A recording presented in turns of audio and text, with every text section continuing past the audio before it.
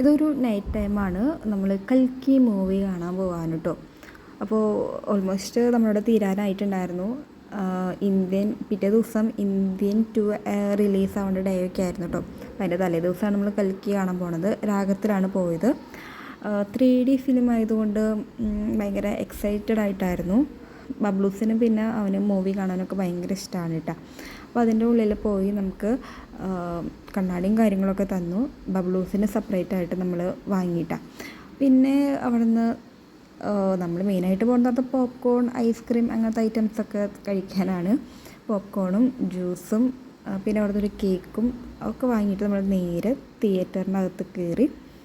തിരക്കുണ്ടായിരുന്നു കേട്ടോ, അത്യാവശ്യത്തിന് നല്ല തിരക്കുണ്ടായിരുന്നു. അങ്ങനെ നമ്മുടെ ഈ മൂവി തുടങ്ങാനായിട്ടാണ്.